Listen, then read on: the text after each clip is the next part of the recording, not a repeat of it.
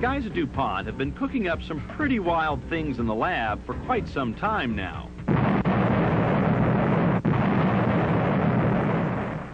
First, it was gunpowder, a product the original DuPont family began mixing way back in 1802. His powder ignited when it was supposed to, a big advantage over the competition's, which might go off in your back pocket, or worse, not go off at all. DuPont scientists had another big hit more than 100 years later with a little item called nylon. This strong, sheer, light material made great parachutes, sails, baby jumpers, and ropes. Did we mention ladies' stockings? 1939 was a great year for leg men.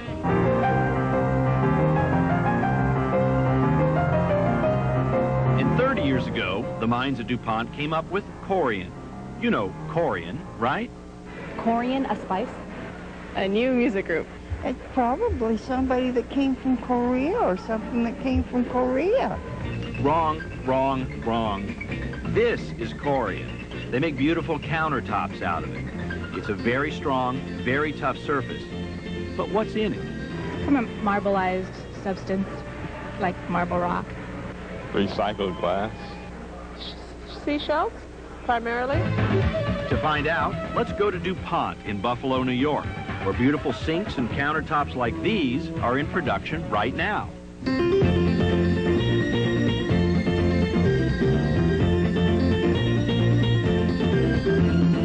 Ed Otremba is the resident Mr. Wizard here at the Buffalo plant. Maybe he can get us started. Corian is basically 60 to 65% of what we call an inorganic filler or material.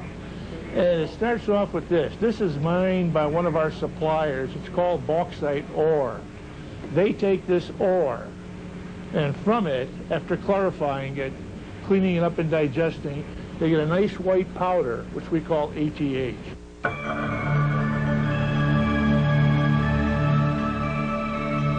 This may look like the surface of the moon, but it's actually the surface of a train car full of ATH, short for alumina trihydrate. Michael Gross shows us how it enters the process.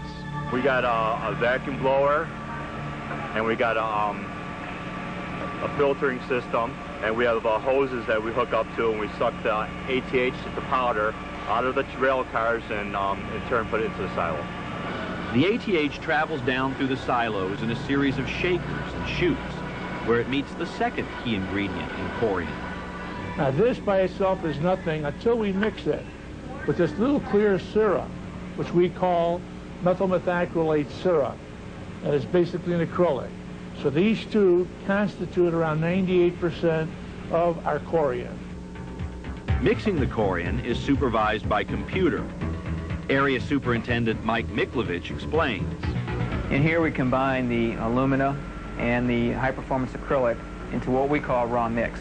And the way to think about that is to draw a pancake analogy.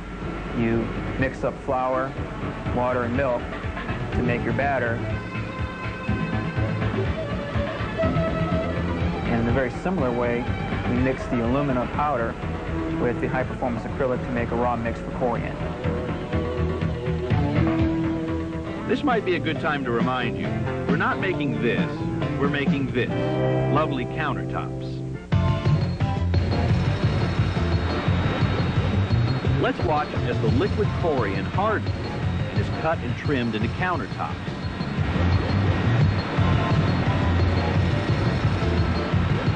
This isn't magic. This lettering is applied with an inkjet, similar to the way the inkjet printer for a computer works. The sheets of Corian get showered, scrubbed, and polished to a high gloss.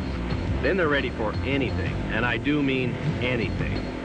But for now, they'll have to be content just being sorted and stacked into piles.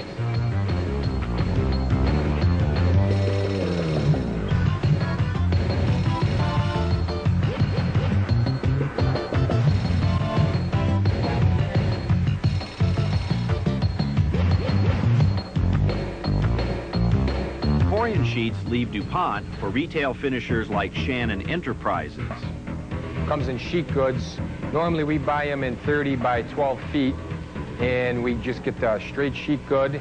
We make cutouts, and we add thick edges to them and backsplashes, and also we do vanity tops and mostly a lot of showers also.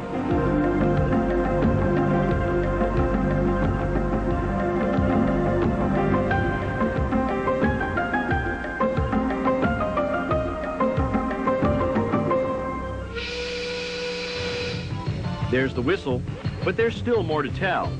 When we rejoin the line, we'll show you how Corian assumes a complex shape like a sink. Forget the pancake analogy, we're making waffles when we return.